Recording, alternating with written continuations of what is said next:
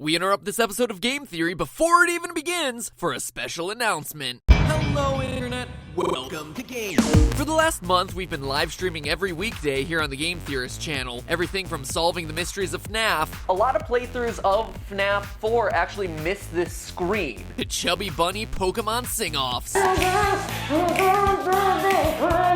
But hey, you're busy people. A lot of you can't tune in to see craziness like this. I am Toast, conqueror of worlds. So now, I'm proud to announce the GT Live channel featuring daily stream highlights, as well as full-length versions of all the videos you may have missed. I created it as a new channel for you guys since I didn't want to overwhelm you with upload notifications. You come here for the theories, you go there for, well, stuff like this. Oh, okay. This is nuts, by the way. So earn yourself a clap and a half by checking out the GT Live channel. Click right here. And in the event you like what you see, be sure you subscribe. If you like having fun with video games every day, you'll be glad you did. So which character are we going to completely deconstruct today? This should be fun.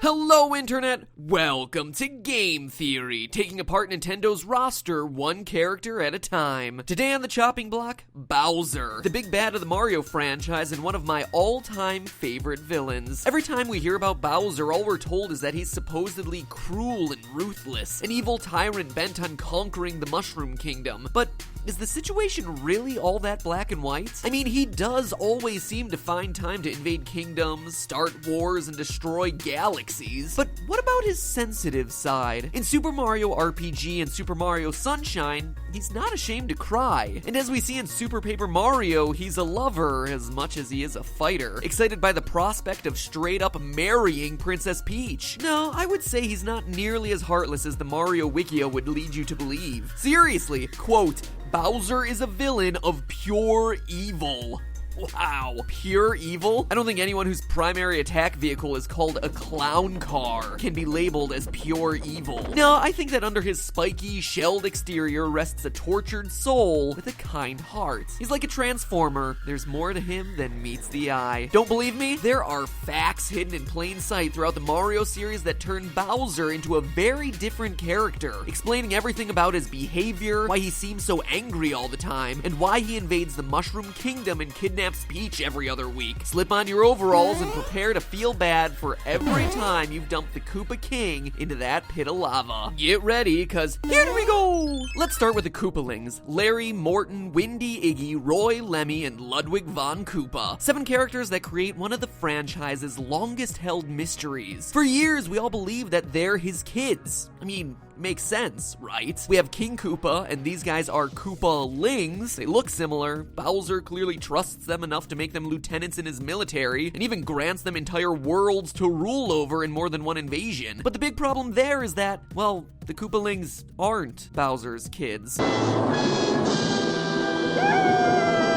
At least according to Mario creator and Nintendo creative fellow Shigeru Miyamoto, who's gone on record multiple times stating that Bowser and the Koopalings aren't actually related. In an interview with Game Informer, Miyamoto said, quote, "Our current story is that the 7 Koopalings are not Bowser's children. Bowser's only child is Bowser Jr., and we don't know who the mother is," end quote. Well, that was before Miyamoto revealed that he is in fact Bowser Jr.'s mother, which, well, that was just weird. Kinda makes me question his credibility as a source. Anyway, all that probably best saved for a theory on another day, but that's as much of a first-hand source as we're ever gonna get, so let's try to make it work. What's the deal? Who are the Koopalings? It got me thinking. Look at the manual for Super Mario Bros. 3, the game where the Koopalings first appeared. The page where they're introduced literally has "These are Bowser's kids" as its headline. Then, in the story section, the Koopalings are called his 7 children, and later, Bowser's 7 kids. On page 3, Bowser himself says, "Ha ha ha, these are my 7... That is not how Bowser would sound. Ha ha ha, these are my 7 children that are gonna help me take over the Mushroom World. Then later on, Larry, Morton, and Lemmy all refer to Bowser as their father. Gee, I wonder why we could have thought that they were his kids for so long. The manual seems pretty insistent on it. You are the father!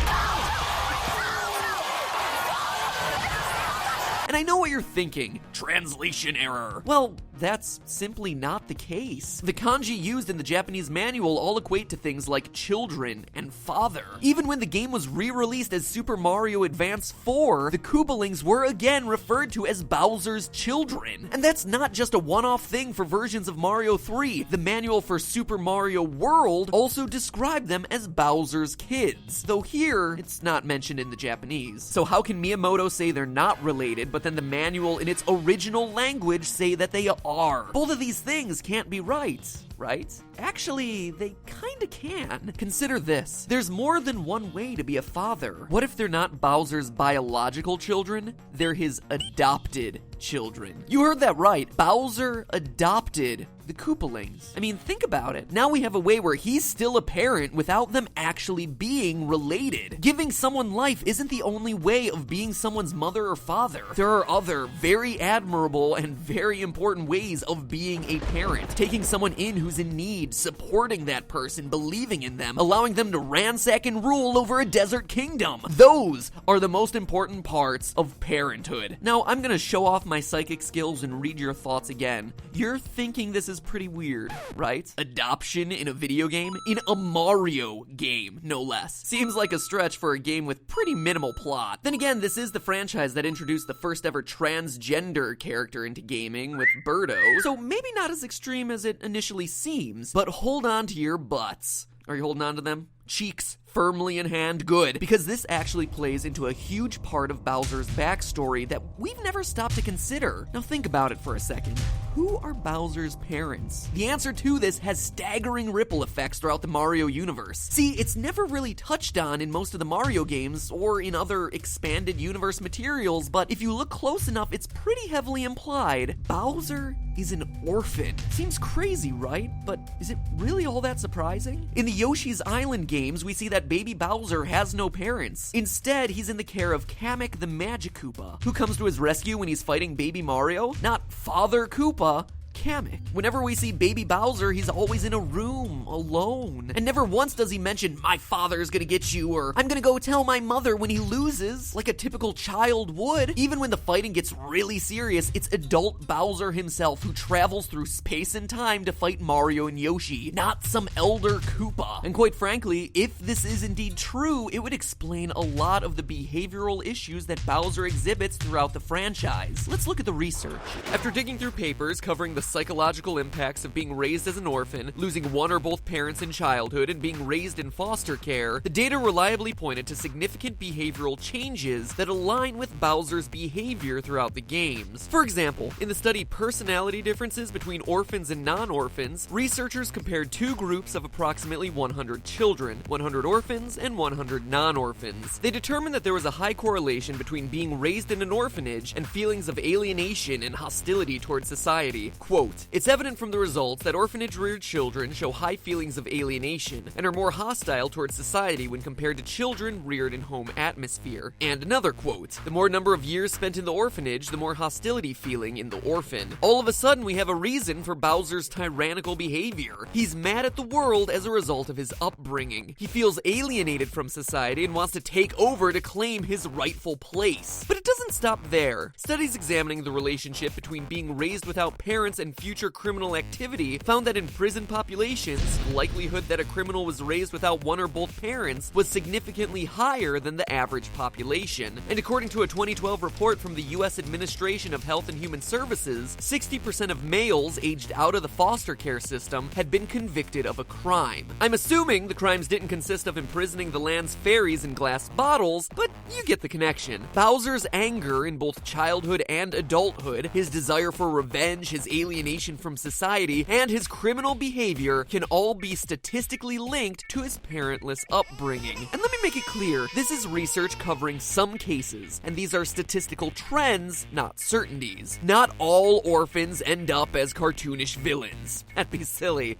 Some also end up as superheroes. It also might explain why he took the Koopalings under his wing. He didn't want them to grow up like he did. Speaking of which, it also sheds a great deal of light on Bowser's relationship with Peach. Having a woman like Peach in Bowser's life would give the adopted Koopalings and Bowser's one true biological son Bowser Jr. a full family, a father, children, and a mother. This nuclear family unit is something Bowser never had growing up, and something he might want to provide for his kids. And the games support this. Think about it. Whenever Bowser invades the Mushroom Kingdom and kidnaps Peach, what does he do? He takes Peach home to his castle and leaves his minions to manage the new real estate he acquired through his hostile takeover. Early on, he doesn't even try to kill anyone in his invasions. He spares their lives by turning the Toads into bricks. You see, the people and land the Mushroom Kingdom provides are a plus, but the real prize here is Peach, because she's a person who can fill the void of mother in his familial unit. Why else would he kidnap the princess over and over again rather than, the obvious answer of killing her? And the games support this conclusion. The only times we see Bowser open up emotionally involve Peach and his family. Look at Super Mario Sunshine, a game whose entire plot revolves around Bowser Jr. constantly kidnapping Peach because he thinks that she's his mama. Someone please teach this kid some basic biology. These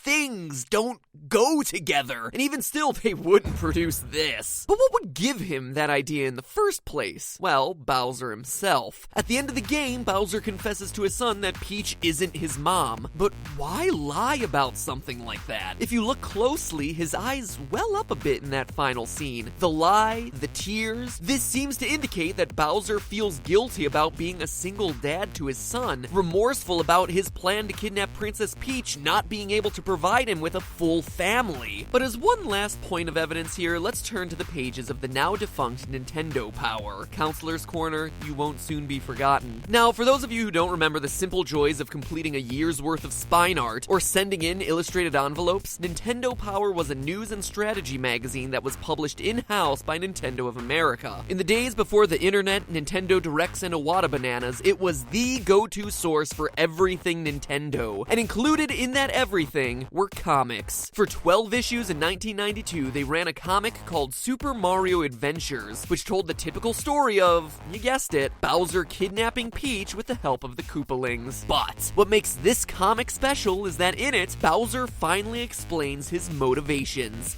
Why he does it. Volume 35, April 1992, we're treated to the following frames. Bowser says, I've done a mighty fine job of raising you kids. I don't know why I made Bowser sound like a 70-year-old smoker, but let's go with it. But I've been thinking you need a mother, so I've proposed to Princess Toadstool. And then later that same month, the Koopalings say to an escaping Princess Peach, give it up, mother dearest. I don't know why I decided to make them sound like a rip-off Mickey Mouse. Like I've said in the past, impressions, not my thing. Now, I recognize it isn't canon, but this is Nintendo publishing these magazines themselves. And not only that, it was a story written by one of Nintendo's own copywriters. Is it really so hard to imagine a scenario in which conversations were held internally at Nintendo around the games, the characters, and their plots, and that those details somehow made their way, maybe not into the actual game, but into some of the supporting content promoting those games? Honestly, I think it makes sense. In short, this ties together everything so neatly. Bowser is an orphan, a temperamental child raised by a wizard doing his best. Angry and driven to regain control over his life, he becomes a powerful ruler of the kingdom. Not wanting others of his race to suffer through the pain he did, he adopts the Koopalings, mentors them, and gives them purpose as leaders in his military. Eventually, Bowser wants to give the Koopalings and Junior a complete family, and kidnaps Peach to be his wife and their mother, even going so far as to lie to his children. Bowser may be a tyrannical monarch who does some terrible things, but at his core, he's just a deeply flawed character, a lonely kid looking to piece together the family he never had.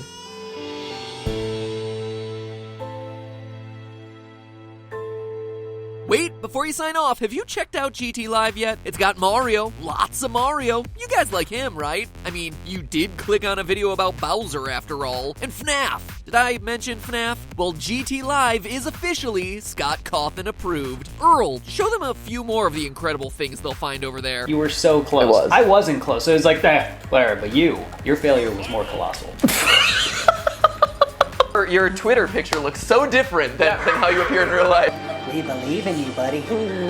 It's like you're playing games with me. In fact, it is you playing games with me, from trumping me in Smash and Mario Maker to trolling me in #iDarb and Mega Man. Click here to watch all the highlights and be sure you subscribe. And once you've done that, click here to check out my pals over at Wisecrack. They just released an incredible video all about the philosophy of Grand Theft Auto 5. If you've ever wanted to know how the characters of GTA V represent the Freudian subconscious, well then, my friends, this is the video for you. Seriously though, it's great. It's like a game theory episode without that obnoxious guy doing the voiceover, so I'm pretty sure you'll like it. And that being said, that's about it. Click here for GT Live, click here for GTA 5, and when it comes to Bowser, remember, that's just a theory. A game theory. Thanks for watching.